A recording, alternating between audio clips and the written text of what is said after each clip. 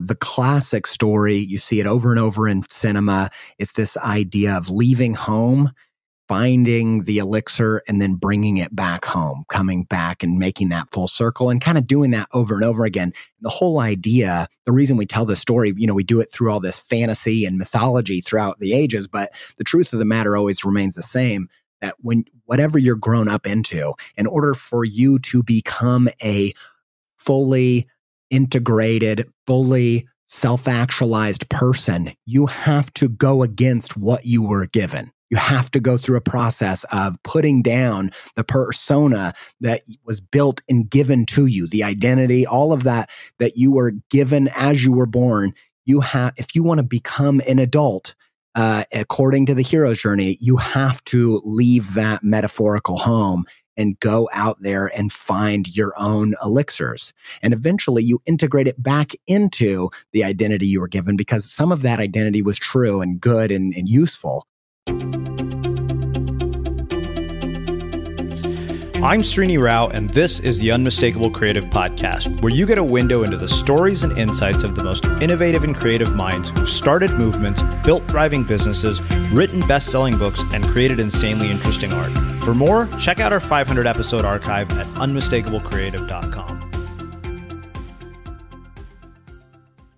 Your team wrote in, and they said that you had heard about us by way of one of our former guests, Brad Montague, who I thought the world of. And I thought, if Brad referred you to me, this was kind of a no-brainer. I was like, yes, let's have this conversation. But before we get into Brad is one of my best buddies, and he is one of the most inspiring friends that I have. Yeah. And absolutely. Yeah. So before we get into your work, I want to start by asking you a question that I think is always interesting to ask people who've built careers in the arts, and one that I've asked a lot of people. And that is, what did your parents do for work? And what impact did that end up having on the choices that you've made throughout your life and your career? That is such a good question. And so my parents are... It's almost like I feel like the universe tricked them into having babies. Because, I guess I don't know if the universe is intentional about getting me here into the mix, but I don't really know how it happened. They're not together anymore. Although they have some personality traits that maybe mesh, they couldn't be more different. So my dad is a finance guy at a Fortune 500 company, and my mom has never really been able to have a job. She's never really, people that follow my podcast or come see me do talks or whatever, I am really open about my mom and talk about how she's my biggest inspiration. She's where I get all the creative juice. And, but she was never able to turn it into a career, and she was never really able to turn anything into a career. And it actually caused a lot of problems for her. But yeah, so they're kind of two sides of very different coins, but it's no wonder that I end up being the money plus art guy, given the roots of my DNA. What advice did they give you growing up in terms of career paths? And the thing I wonder is, do you have siblings? And did your siblings turn out wildly different than you did? Yeah. So I think I am kind of the black sheep of my family. I grew up in my dad's house with my dad and my stepmom, and they're both corporate people. And I think my three siblings that I lived with all kind of went the corporate business route. And so I'm the only one who is drawing pictures and being a total weirdo and all that kind of jazz. And so my dad, I think, God love him, he tried to help me and mentor me in any way that he could. But in a lot of ways, he just didn't really understand my potential. So he didn't really know, even, whether I was good or not at creative work or whatever, he didn't really know whether there was any, career potential there or not. So he didn't really know how to steer me. And now after I built a career, he's actually given me tons of great business advice. And he is probably my number one mentor. But growing up, that was not the case. I think he was mystified by what am I going to do with my life? And then my mom, I feel like I learned the most from my mom, but it was not from any of her advice. Although she did give me a lot of advice. Much of it was really terrible, but she did give me advice. I did learn a lot from her path. And the thing that I learned from her at an early age was I watched her we both have ADHD. I don't think she knows that. And maybe I shouldn't say that since I'm not a doctor, but I got it from somewhere, and I have a lot in common with this woman. And I watched her kind of try to take that different type of neurobiology and repress it and try to go the traditional route and try to have the, husband and 2 kids and picket fence and this job and whatever, and fail miserably the first time round, try it all over again and fail and leave another family.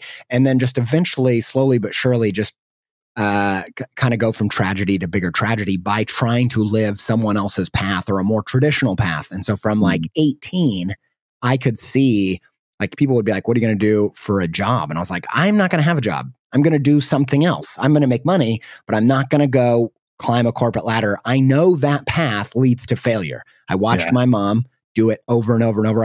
I watched her try to do the normal thing and just continue to flop. And so I don't know what I'm going to do, but I'm not going to do that. I'm not going to do the normal thing. I'm going to figure out how to embrace my weirdness and my neurodiversity and go all in on what makes me different instead of trying to repress myself and be like everybody else. So that's definitely what I learned from her, although it wasn't, I had to learn it from her. I don't know. I struggle to say mistake, but yeah. Yeah. Well, I can relate to the ADD thing. You and I sound like we have a lot of different things in common. Yeah. How old were you when you made that decision? And a lot of parents are listening to this. And normally I ask the question of what do you think parents should be talking to their kids about, particularly if they have creative kids. But I want to flip the question on its head this time, because I know there are kids listening to this as well, because parents use our content to homeschool their children. What do you think kids should be asking their parents about this? And how should they have a conversation with their parents about pursuing a creative path? Yeah. So I have a ton to say on this subject. And okay, here's how I think of this. So I think that, the first thing you asked me was, how old was I when I had that realization? And it was when I was about 18. And the thing that happened was I discovered band posters, and I discovered these people that were creative weirdos like me and like my mom, but they had gone on the journey of crystallizing that weirdness. Like instead of repressing it and running away from it, they leaned into it on a personal journey to find their creative voice, find their style, and crystallize it into a point of view that was that they could do on command. I think I don't know if it's a Dolly Parton quote or what, but I feel like it gets attributed to everybody. But it's this idea of find out who you are and then do it on purpose. And that these people did that. And I was like, oh, they're not repressing their weird. They're leaning into it, and they've actually made a career out of it, and they're making this gorgeous, meaningful work out of it. And so that when I was 18, I was like, I'm going to do something like that, but it's going to embody whatever makes me weird. And so here's the thing, looking back, the way that I look at it is I think a lot about neurodiversity. I think about, I love that term, and it really speaks to me on an emotional level. And I think about, this idea, Seth Godin talks about this all the time, but he talks about how, the school system that we have and the mainstream reality we have right now is set up on the back of the Industrial Revolution. And, there's a lot of good things about it. There's a lot of bad things about it. But the fact of the matter is, our school was built on it, and it was built to make interchangeable parts. So like if you think about the assembly line and you think about cogs in a machine, like, yeah, there's all the cogs in the machine, but there's also the people working on the assembly line are also interchangeable parts. And the idea was that we would, create these schools that would be able to find the most average people, the most average qualities of humanity. Like, what are the things, if humans are interchangeable parts that we need to rely on, what are the things that are the most common attributes to the most amount of people, and how do we exploit those things? And so our school is set up to find the most average things, and the most extreme version of that, or the most impressive, or the most productive version of the kind of average thing that you'll find in a human brain. And for some people, that really, really works.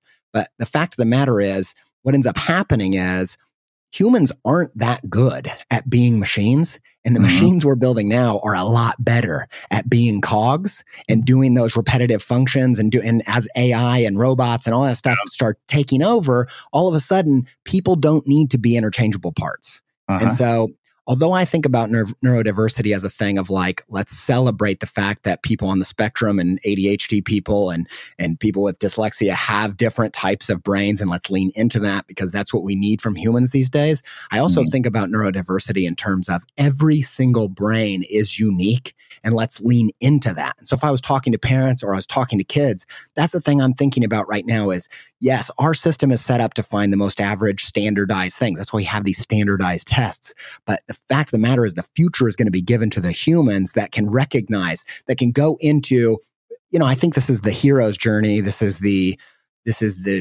journey that I think humans are all supposed to go on, is finding out who you are, meaning what is it that's different about you, and then developing it and then proving its value to the world by not just telling people with your resume, but showing them by building things. So rather than looking for certificates, let's build projects. And so I think about this all the time. And I think we have a lot. I think the next batch of humans over the next 100 years are going to learn a lot, not from the traditional career path, but the career path of creative people. Yeah. That not just they find out who they are, they develop it into this crystallized potential, and then they don't even wait. The best creatives don't even wait to get picked. They go build their own things that prove that value. And I think, I learned a lot from that creatively. I'm teaching a lot of creatives that same path, that creative career path. But I think that even people in the finance world and the accounting world and the business world are going to be looking to those people on how you approach career creatively, leaning into that neurodiversity. Sorry, I went on a huge rant. No, this is phenomenal. Like, this is the kind of stuff I love. It's funny because it makes me, I was writing about this morning, and it was kind of hilarious. Like, I was at dinner with my parents on Sunday night, and my mom and I got into this conversation about, marriage and kids and all that. And they're like, would you be willing to meet anybody that we introduced you to? I said, yeah, absolutely. I'm game. I said, I'm wondering what you're going to tell their parents about what I do for work. And that was one of those things where she's like, you're right. That's going to be a problem for most Indian parents, because we're not going to be able to sell them on the fact that this is not normal and, it's not stable. And I was like, well, thanks. I mean, you're overlooking a lot of different things here. Like my dad was like, I didn't mean to undersell you, but it was kind of hilarious because it was like, okay, I've written 2 books with a publisher. I do speaking gigs. I'm not living at your house anymore. I just raised a significant seed investment from an investor. And my mom says, so don't get offended, but have you thought about a part-time job? I was like, what? It just kind of, it was like 10 years, 2 books, a seed investment from a venture capitalist. And in her mind, she was like, part-time job. Yes. And I said, no. I said, early on, first 5 years of my career, I would have those conversations with my parents, in terms of, like I said, like you, I had published books with major publishers, and I had worked with some of the biggest companies in the world with my illustration and da-da-da-da-da. And I'd get comments like, you don't know anybody that needs a graphic design job at the local newspaper, do you? Like, no, I don't. Yeah. I don't know anybody that needs that. So yeah, I totally relate it's to that. Funny because I, in that conversation, my joke is always that all my writing is an ongoing attempt to have a conversation with my mom that I can't have with her face to face. Right. But I wrote this morning, and I wanted to bring it up just because it was kind of a thought process on what you just said about the fact that we have a system, right? And what I said was, if everyone in a society who felt the pressure to conform gave in, there would be no progress. Throughout history, as those who have challenged conventional wisdom and defied the status quo that produced unconventional results. But doing this is more psychological than it is tactical. You have to get over the fears of what other people will think. Parents, peers, society. You have to put something on the line for what you believe in. Money, time, and the possibility. For every opportunity, there's an opportunity cost. Instead of a future in which everything is guaranteed but little is possible, you choose one where nothing is guaranteed and anything is possible. And the world around you will pressure you to conform. The systems and structures that have enabled the world to exist will chew you up and spit you out. They will punch you in the face and kick you when you're down, in the hopes that you don't do the one thing that will make it all change. And that is to get back up and fight. Yeah. And So I wonder, knowing that this system that people are in is so deeply embedded and has programmed them with these invisible scripts that dictate every choice and behavior in their lives, how do they, despite all of that, make the choices that deep down they want to make? I can give you a bunch of answers to that, but the one that has made the biggest impact on me is realizing that, yeah, there's a system that has been built to enable us and encourage us to conform, maybe more than ever throughout history. However, this is also the freaking one story that we've always told since the dawn of time, and it's the hero's journey. And I've gotten so much solace and so much encouragement and breakthrough on the back of understanding the hero's journey, as Joseph Campbell kind of put together, as well as Christopher Vogler for the Writer's Journey book. He kind of simplified it, but it's this idea that, the classic story, you see it over and over in cinema. It's this idea of leaving home, finding the elixir, and then bringing it back home, coming back and making that full circle and kind of doing that over and over again. The whole idea, the reason we tell this story, we do it through all this fantasy and mythology throughout the ages, but the truth of the matter always remains the same, that whatever you're grown up into, in order for you to become a fully integrated, fully self-actualized person, you have to go against what you were given. You have to go through a process of putting down the persona that was built and given to you, the identity, all of that you were given as you were born. If you want to become an adult, according to the hero's journey, you have to leave that metaphorical home and go out there and find your own elixirs. And eventually you integrate it back into the identity you were given, because some of that identity was true and good and useful. And so for me personally, this is kind of a, philosophical answer, but what has helped me the most, more than anything, is to find those frameworks that help me ground myself in, if you go into the 12 steps of the hero's journey, according to Christopher Vogler, you can go through there and you can see, what phase am I in? What part am I stuck in? And for some reason, the hard path of your life and becoming your best self and your most truest self, that hard path is so much easier for me when I can ground myself and say, okay, I'm in this stage.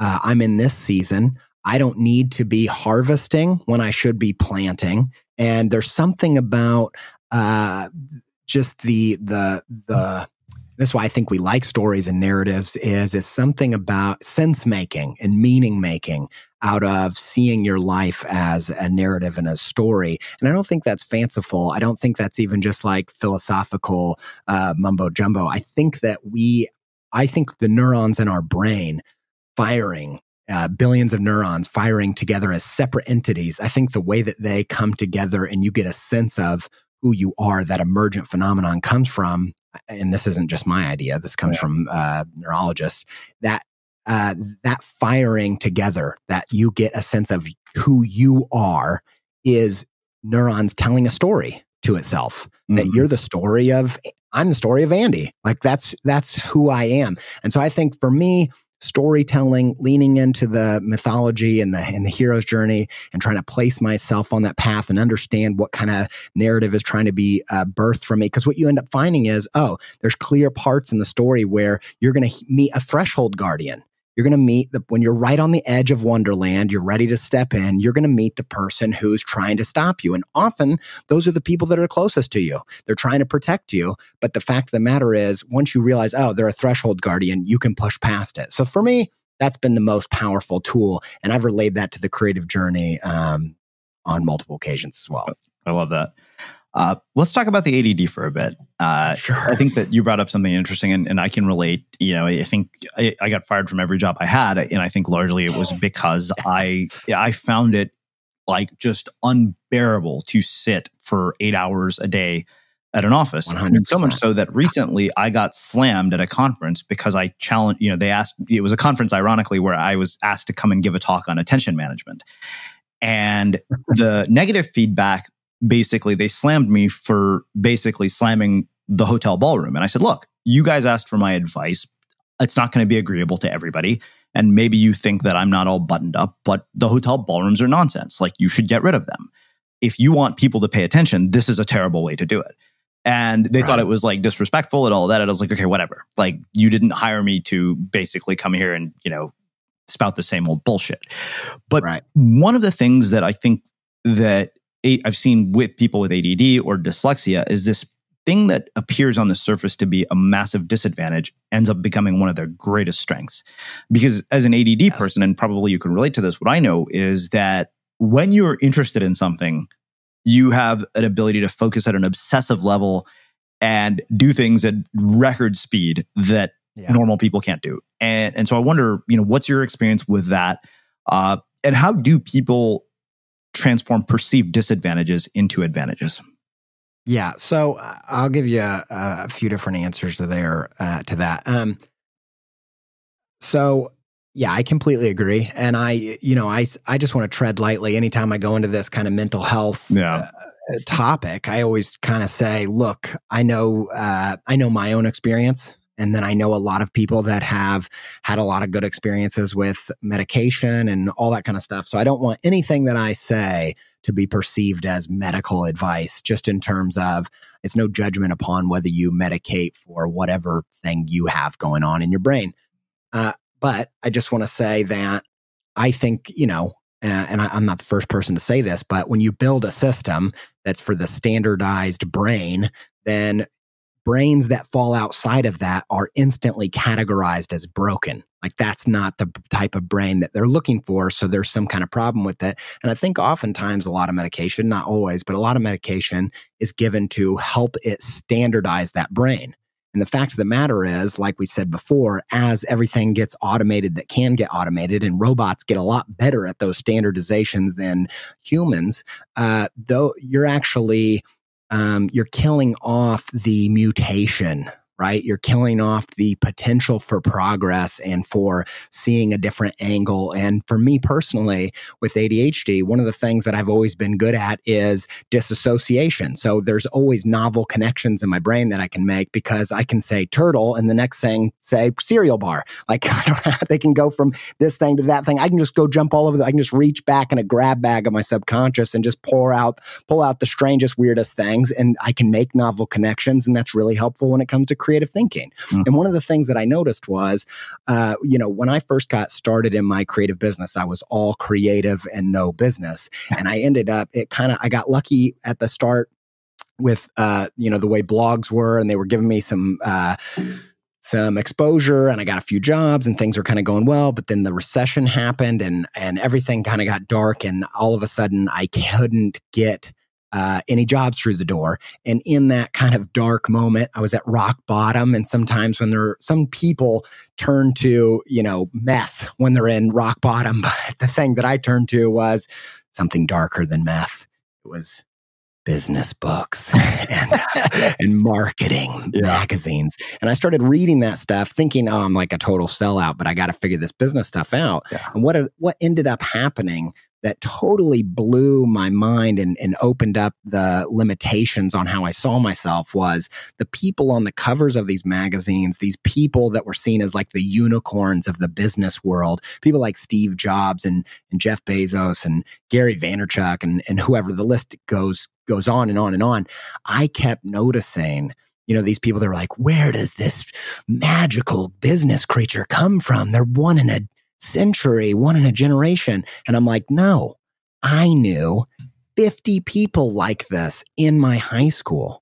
My closest friends who OD'd, because the system didn't recognize them or celebrate them or help develop them or understand what's valuable about them. They had the same sorts of weird brains as the people you're celebrating, but we don't have tests to pick them out. We don't have the metal detectors to find that kind of gold. It's off the radar. And so they don't self-value. And so for me I'm reading these magazines and I'm like, whoa, business. Really, the marketplace rewards unique. It rewards innovative, right? And so the fact that I have a brain that's, 1 out of 20 brains is an advantage, not a disadvantage. And if I can figure out what does this unique brain do?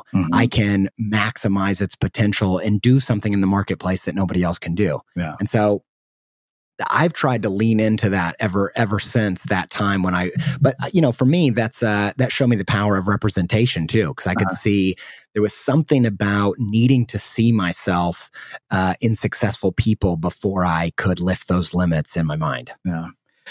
So let's talk about this idea of business and creativity. I think we're really, we're at this point, I think, going into an interesting exploration of the intersection between art and commerce. And it's one that is interesting for me because I recently wrote a book called An Audience of One, Reclaiming Creativity for Its Own Sake. And I want to ask you about this, as we kind of make our way into this whole idea of this intersection. One of the things that I noticed as a byproduct of writing this book is that in the world of social media, where we can get instant validation from strangers on the internet, where there's endless amounts of potential attention, people don't have hobbies anymore. They just have side hustles. And that like literally every hobby has turned into a side hustle. And I think as somebody who's made a living off of your art, I wonder how you think about that and how you think about the value of creativity for its own sake. Because when I look at the people who have had successful careers in the arts, I realize that most of them do this for a love of the work, and that the success they've had is largely a byproduct of that love. Sure.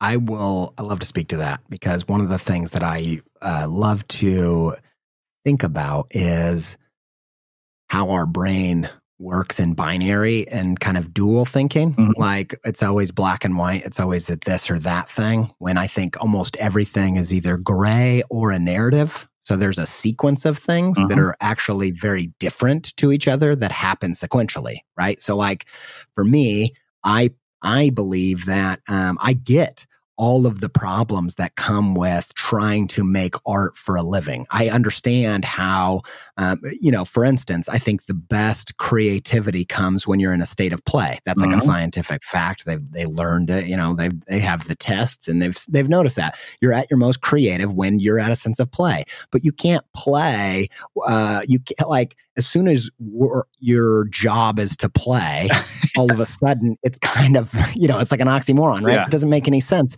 And so this idea, or the other thing is, like, I think about how at odds the traditional way we think of productivity is with the way that creativity works. And so they're very different brain states, but it doesn't, just because you can't embody them at the same time doesn't mean you can't sequence them.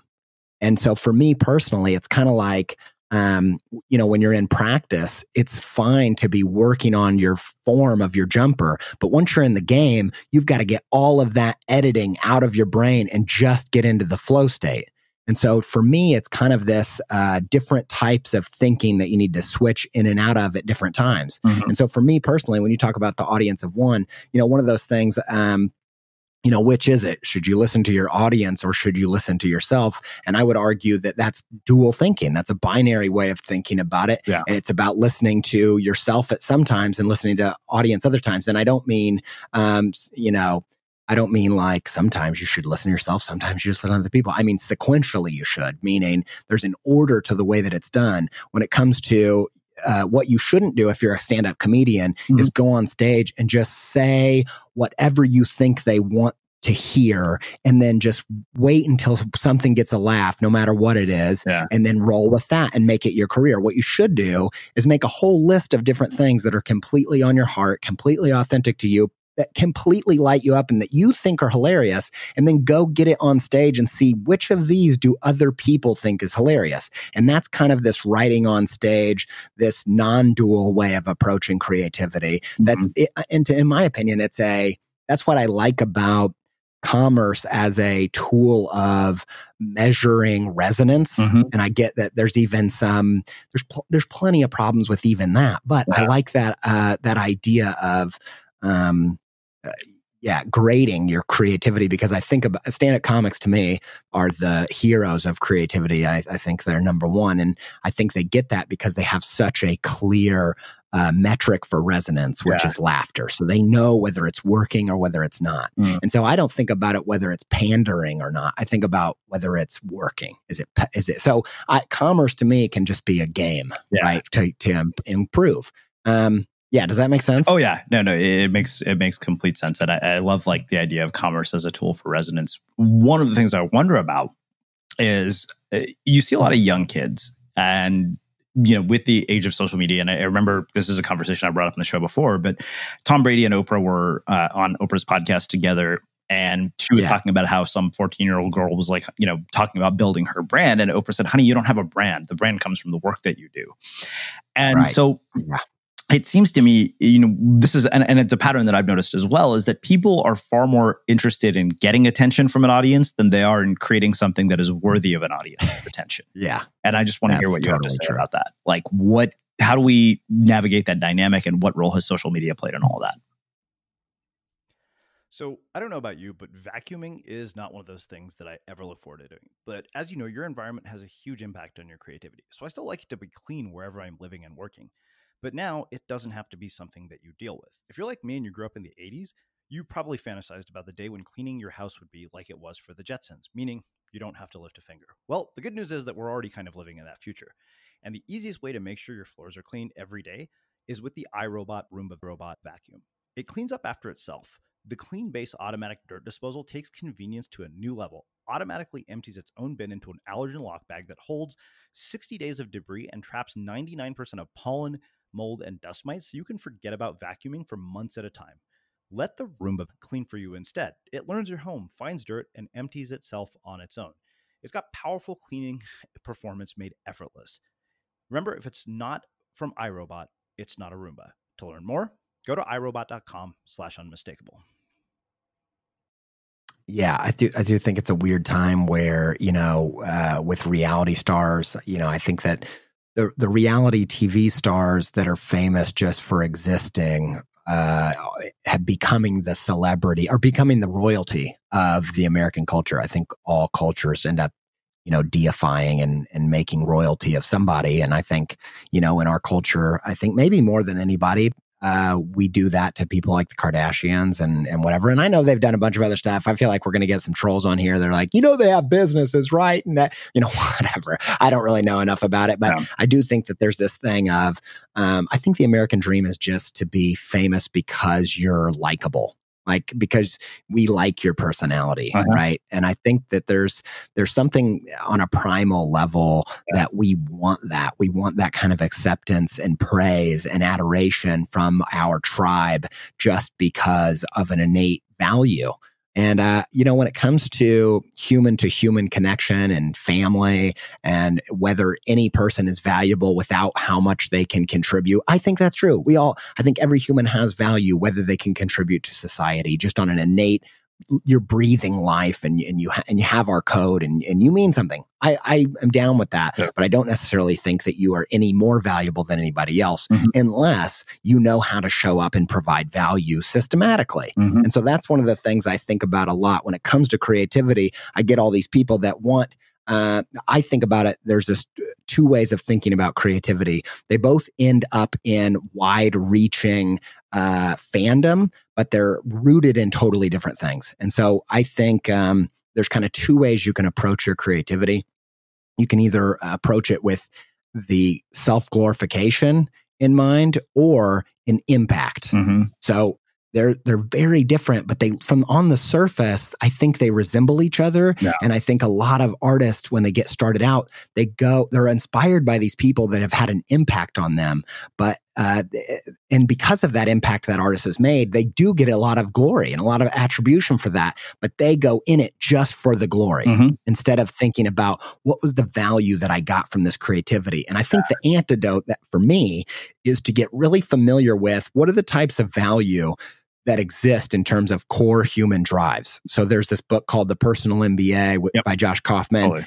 You know about this book? Yeah. Josh, familiar with it? Yeah. We have the same. That's fantastic. So, yeah. That's awesome. So he talks about this study. It was an Ivy League study about core human drives. He adds one to it, but he talks about there's basically 5 things that drive us: the drive to learn, the drive to feel, bond, protect, and I always forget one.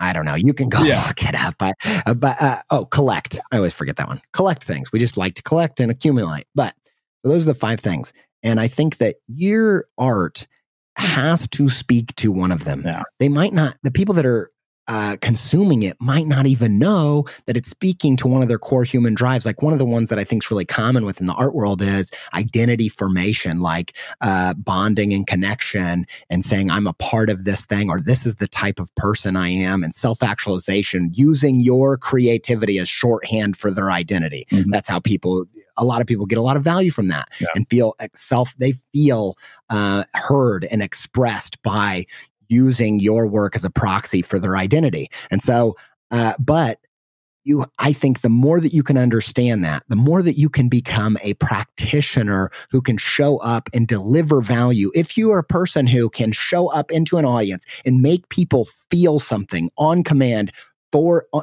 on demand, like that's worth a ton. And that's how you're going to build that prominence on social media, is showing up over and over and over and delivering something substantial. And that requires craft. Mm-hmm. That requires mastery. Yeah. That requires practice.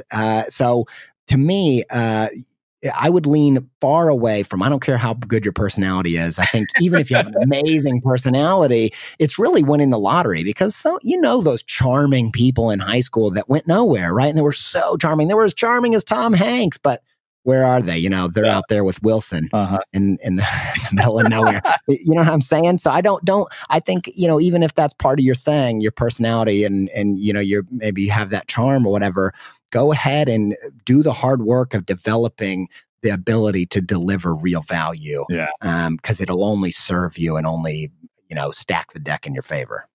Wow. It's when I hear you talk about this, I'm like, wow, this is the kind of stuff that people really need to hear, because there's so little emphasis on craft. And this is something that I was writing about the other day, because we hired a marketing strategist to help us kind of understand. And when we did our survey of the people in our email list, many of them said they wanted to build audiences, and I was like, okay, I'd resisted the whole idea of building a course about this for a long time. And then I kind of went and looked back and I said, the thing that is most left out of every course about this is the actual part of developing your skills and changing your habits. Like 100%. None of those things are actually included in most of the courses that I've taken. Yet those are the foundational elements. Craft. There's so little emphasis on craft and so much on tactics. Totally. I mean, I was reading a marketing book, which I find to be, it's a great book and it had some really good points. But the fact of the matter is, they were attributing all of the success of Walmart and Amazon and Apple to marketing. And I was like, yeah, I do believe marketing is a part of it. I really, really do. But at the end of the day, the craft of their business was off the charts. They knew how to exploit real value or deliver real value to people that they were looking for at a tactical level. And you can't ignore that. One thing I want to just speak to real quick is I do really, really believe I went through a season of the podcast where I was just harping on about craft, putting in the hours, 10,000 hours, all that kind of stuff, like really diving into how important it is. Like if you want to be an illustrator, like you might want to try to draw anatomy and do some live drawing and, whatever, all that kind of stuff. If you're into music, you might want to learn some music theory. You might, whatever, reading music. But I think that, and I do think that is super important. But another conversation that I think is just as important and is more important to get right before that is taste. And I use that word, I define it with as kind of a new definition or an addition to how it was defined, but as creative intuition. And I think that's an innate thing.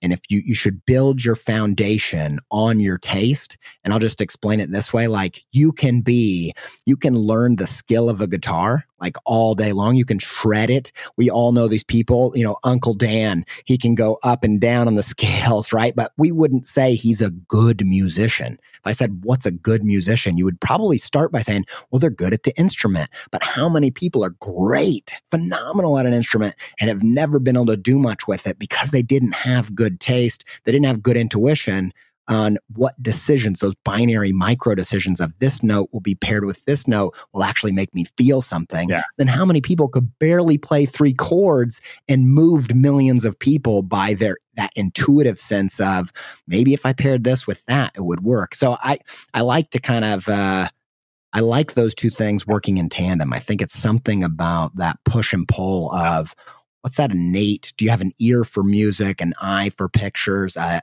tongue for food? Like, what's that innate sensory thing that you can register?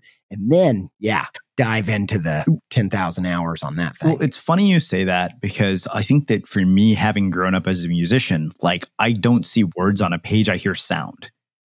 And when I have so it's I guess it's not surprising that my primary sort of, creative outlet has been a podcast where I'm listening to people's voices all day long. So, for me, it's like, I'm figuring out how to make music out of words, whether it's through dialogue or, words on the page. One thing, you brought up 3 things earlier in our conversation at the beginning. You talked about style, voice, and point of view. And I think you kind of touched on the style piece just now. Let's talk about voice. Let's start with point of view. And where I want to start is with a quote that I heard from one of our former podcast guests, Justine Musk, who is also Elon Musk's ex-wife. And she said, if you have a bold and compelling point of view, it's going to piss some people off. So I'll let you take it from there. Yeah. Okay. So I'm glad you went there, because I believe taste is synonymous with point of view. So the idea is just that you have an opinion of this is good, that's bad. And if that spidey sense, if that metal detector resonates with other people, then you have good taste. Yeah. And that idea of, making, like Robert De Niro says, that acting is just making choices. It's just like, what are you going to do with the words on the page? How are you going to play that? And I had actually one of my favorite musicians who did the theme song for my show. His name's Yoni Wolf. He has a band called Why. And he talked about every song is just like a tree of decisions. Like each branch, you go down, it's this binary. It's like, should I use that note or that note? Should I use this snare or that 808 or whatever it is? And like, you're just, each little micro decision, each binary thing that you're being guided by that intuitive sense of that makes me feel something. I have you have a sensory palette for that. And you gotta let that thing be the guide of what you're doing. And that point of view is what will make your work stand out. So you got to be willing to make choices, right? But I'll tell you this real quick. So I talk about this on the show. I think a lot about how do you find that point of view? How do you refine it into a place where you can communicate what your point of view is? And I think that boils down to this thing I call the bullseye. So the bullseye is, think of a big circle. That's your industry. You choose your industry based on your gift. Your taste, as I call your gift is your taste. And your industry is, do you have an ear for music? Do you have an eye for pictures? Do you have a tongue for food? Blah, blah, blah, blah, all the way down, right? Mm-hmm. What is that sensory thing that you have that you can pick up on the finer notes of that dish, whether it's a song or a movie or whatever?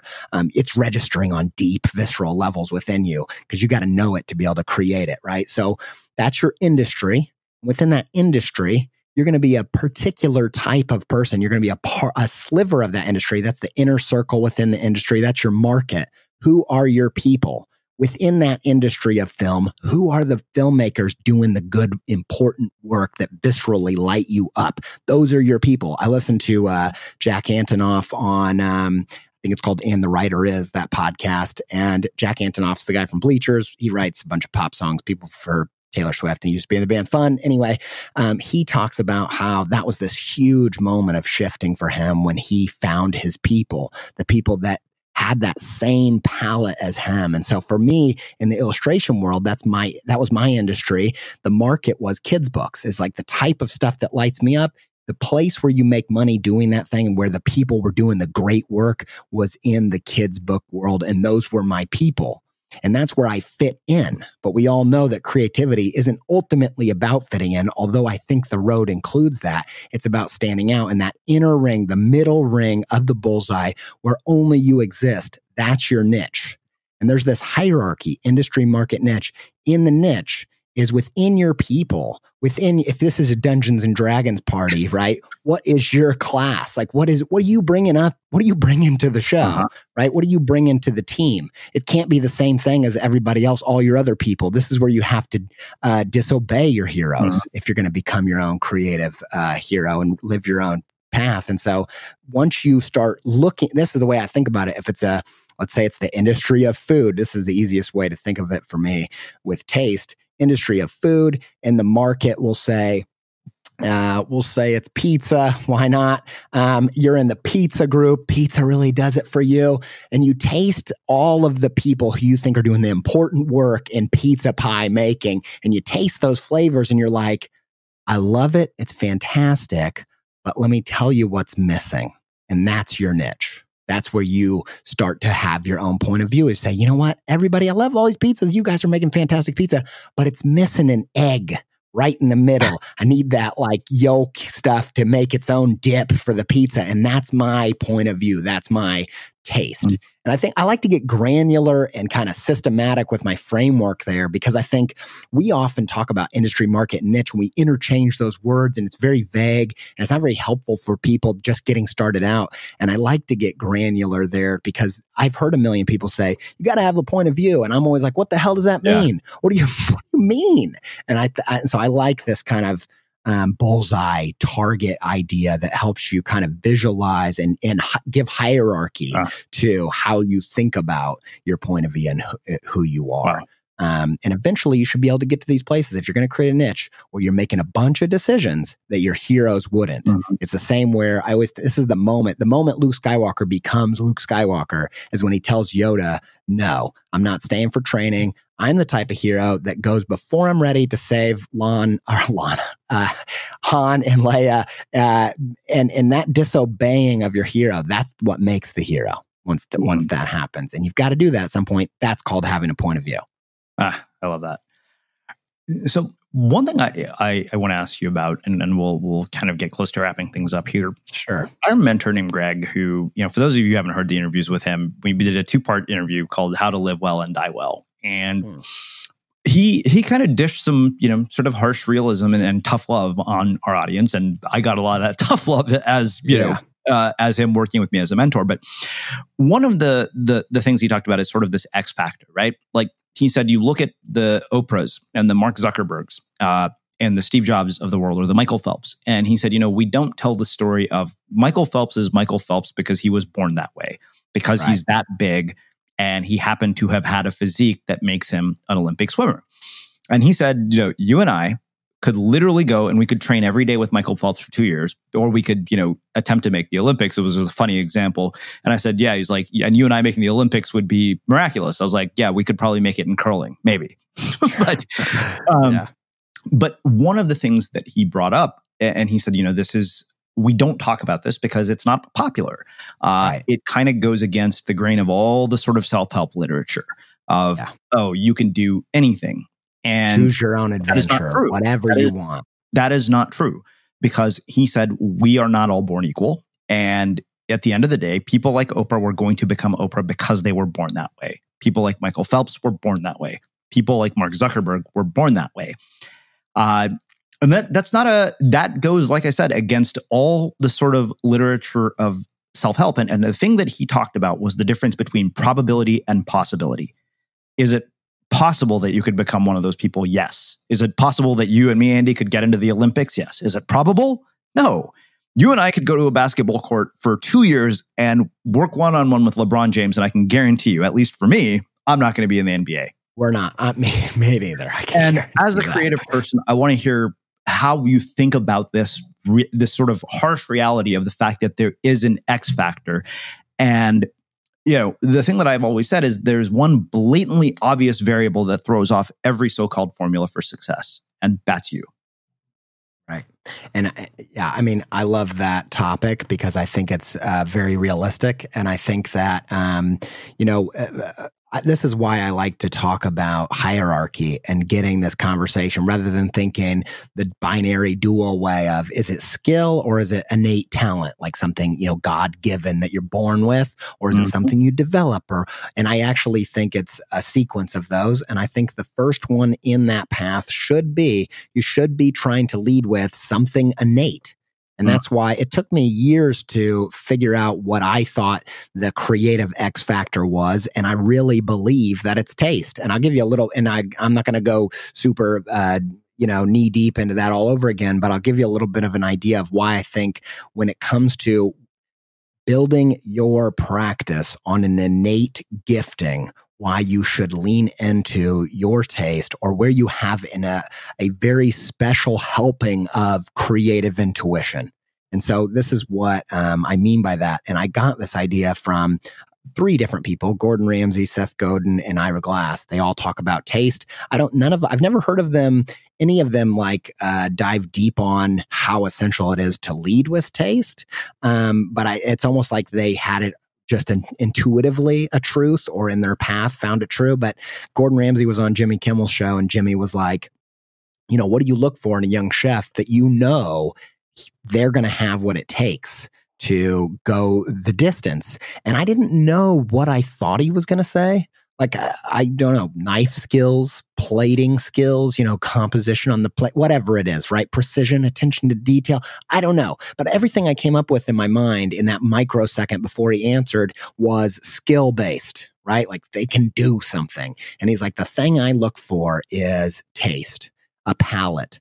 Can they tell the difference from good food and bad food? Do they just innately have a palate? There's a fact, like my father-in-law is a beer taster, and he went through the training of that. And you realize that only a certain percentage of tongues have the complex palate to pick up on all the notes. And the fact of the matter is, it doesn't matter how many beers you drink, how hard you work at it. If your tongue doesn't have the taste buds, your tongue doesn't have the taste buds. That's the end of the story, right? And so that's what Gordon Ramsay looked for. Who's got the palate that can pick up on all the notes and kind of know the difference between why this is good and why that's bad. And that's an intuitive thing. And the same goes for music. I think about, Billy Corgan all the time. It's like nobody heard Billy Corgan in music class singing and thought, you should be a singer for a living. No, because skill-wise, it wasn't all there. But in terms of taste, at least for that time in the 90s, he had a palate. He had a sense of you know what? I don't have a huge range, but if I do this with it and that with it, it's just like a punk song. You're like 2 to 3 power chords. If you know what to do with it, if you have the intuition to lead. So for me, I try to get into that. It's like, in taste, I think it's not about what you give, it's about what you receive. And I think about the golden rule when it comes to creativity and comes to talent. It's not so much about what you can, nobody picks up a guitar in the guitar shop. We're all looking for that moment where you just pick up an instrument, whatever it might be, a paintbrush or what have you, and be like, oh my gosh, he's a virtuoso right from the first second. No, that doesn't happen. You got to put in a little bit of time before you can tell whether you've got something special or not. But if you're looking for a place to build a foundation, I like to build it on that idea of the golden rule. You hear this, do unto others as you want done to you. And I always thought that was about being nice, but I actually think it's the secret of the universe. It's the secret of life, is that what you're out there doing for others, it's based on your own receptors, your own taste, your own palate. And you say, what do you have this visceral, nuanced, for me, when people give me affirmation, or they give me a pep talk, or there's something that really lights me up philosophically and it changes my paradigm, and all of a sudden I'm lit up and I've got the power of the universe, I'm so sensitive to words, like a deep sensitivity, that I have a feeling of this is going to work, that's not going to work. And that sensitivity is where I speak from. And so I think if you're going to think about innate talent, where to build it is you start with what you viscerally receive. What do you have those deep receptors for? If you know this is good stuff, that's bad stuff, this is the really good stuff, and you can sort through all the choices, then you'll be able to then develop the craft and the skill. That's how you become a superstar, in my opinion. It's funny. It makes me think about, this is one of the reasons I will never outsource my guest selection. Right. To anybody. Because that's your taste. Yeah. You have the thing that says, now that's a guest. Yeah. Oh, people have asked a dozen times, they're like, what is it? And I always say, if there was a formula, it wouldn't be unmistakable. Damn right. That's it. And that is the thing that you never, whatever it is that is your taste, is your receptor, is that thing, that is, you build the entire business on that, and you never outsource it, because that is the key.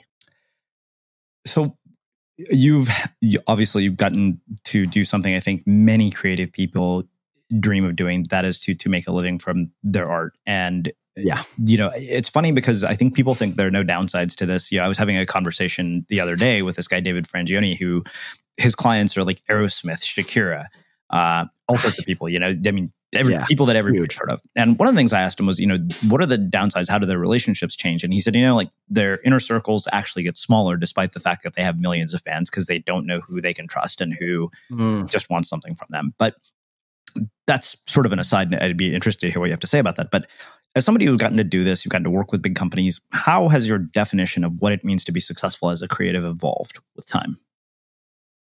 That is a really good question. And there's two things I want to say that. Now, no value judgment on whether Panic at the Disco is good or bad. I didn't grow up listening to them, but my kids are into their new hits. And I have enjoyed them purely for, I love a good comeback story. I love that like they were at the peak of emo tanks, and now they're making singles that are bigger than any song they've ever made. And I'm like rooting for them because I just love creative people and I love when they're winning, and it just makes me super happy. But he has a line in one of his new songs about something like, if you don't know who you can trust, then trust me, you'll be lonely. And it's about this idea of, you know, once you start getting success, all of a sudden, all these people are coming out of the woodwork to get a leg up and network and all that good stuff. And, you know, I've experienced a little bit of that, and I kind of relate to that and I understand it. And I think you do get really picky with who you're going to give your true vulnerable self to. And those, you know, you get picky about, you get very particular and intentional about your boundaries and what things you're going to share and what things you're not, and how you're going to help people and how you're not going to help people or whatever. And so I totally relate to that. But then when it comes to how your metrics change, you know, I've experienced a lot of that Maslow's hierarchy of needs thing. So for me, creativity at the beginning, knowing that was kind of my superpower, I knew that I had to lean into that to succeed as a dad and a provider and a husband and just a human, contributing to society. I knew this is kind of like one of the only things that I have that I can make a living on. And so the first decade of doing my illustration career, so much of the success was wrapped up in, can I pay my bills? Can we thrive financially? Right. And so, you know, ages 18 to 28, I was pretty consumed by that, you know, in a lot of good ways and a lot of not so good ways, I'm sure. But after that kind of got stable and the kind of dust of the desert started to fall off me, and I started to kind of not feel so desperate, and I've been thriving for the past, 7 years probably. All of a sudden, my metric for success really did change. And now I'm not so motivated by money, and everybody needs it, but it's not my main thing. Now I'm much more motivated by resonance, and I want to be able to tell stories that change people's perspectives. And I want to do that because stories did that for me. And I believe in the power of, analogy and mythology and philosophy to illuminate people's minds. And I think if you get the right analogy or the right poetic way of saying something in the right sequence, that you can actually switch somebody on that wasn't switched on. That happened to me with my English teacher. It happened to me with, discovering Modest Mouse and Michel Gondry's work. And all of a sudden, like, I'm a different person because of these stories that were told to me. And so now, although I think I'd love to go break into the, entertainment world and make shows and do all kinds of, and I'm exploring all these different opportunities that I'm sitting on right now or working through.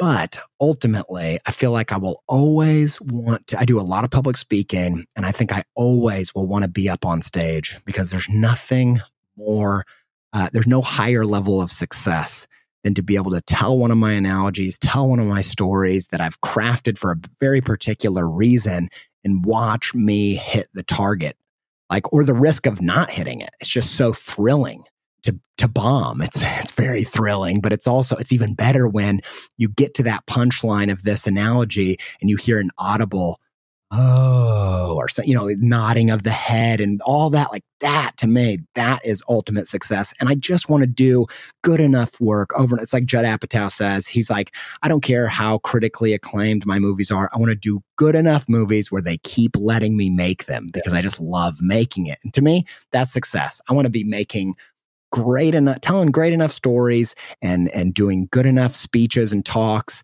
that I just keep getting invited back to do them and people keep showing up to hear them. Like that's all I want to do. Amazing. Well, I have one final question for you, which is how we finish all of our interviews here at the Unmistakable Creative. What do you think it is that makes somebody or something unmistakable? That's a good question. And I'm really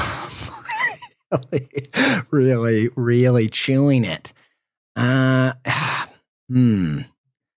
really good. The things I reach to first are things like authenticity, but I'm not sure that's it. I think I think what it is self-actualization. I think I'm going back to that Dolly Parton quote of, they know themselves and they can do it on purpose. They can show up and do it on command. And I think that there's something about, like, I was going through that bullseye, the industry market niche thing with a friend of mine. And he was saying all of my examples, he was like, yeah, but every example you're giving, they have that X factor personality, that charm or whatever. And I was just quick to point out that each person that we had talked about had a completely dramatically different personality with different point of view. Some of them were quiet, some of them were shy, some of them were loud, some of them were crazy, some of them, were numbers based, others were poetry based, like whatever. And the fact of the matter was, it wasn't about what type of personality they had. It was about the fact that they were tuned in to who they were. And to me, that's the X factor. Do you, on a cellular level, have a deep understanding of your point of view, of your taste, of your history, and why you are who you are and what you choose to be? I feel like the people that have gone on that hard journey, the hero's journey of self-actualization, those are the people. There's so many people, I think about it all the time, like, there's so many people that have dramatically different points of view to me, and I will listen to their podcast because they are self-actualized. There's just something about that they've gotten past what they repressed. They've leaned into who they are and they embody it on purpose, and they can show up and command it. That's something that just really does it for me. Amazing. I can see now why Brad referred you as a guest. This has been fantastic. Yeah. Oh, man. Yeah. Just a big shout out to Brad Montague. If you don't know him and his work, some of the most important work on the internet. It makes the internet, it's definitely a bunch of ticks in the pros column of the internet, which I know there are so many cons, but Brad's work, I wouldn't know about it if it wasn't for the internet. I wouldn't be friends with him if it wasn't for that. And you should definitely go check out Brad Montague. Amazing. And speaking of which, where should people check out you? You can find me on Instagram at Andy J Pizza. And if you like listening to all this crazy ranting, then you can check me out at my podcast, Creative Pep Talk, wherever podcasts are proliferated. Awesome. And for everybody listening, we will wrap the show with that. Thank you for listening to this episode of the Unmistakable Creative Podcast. While you were listening, were there any moments you found fascinating, inspiring, instructive, maybe even heartwarming? Can you think of anyone, a friend or a family member who would appreciate this moment? If so, take a second and share today's episode with that one person, because good ideas and messages are meant to be shared.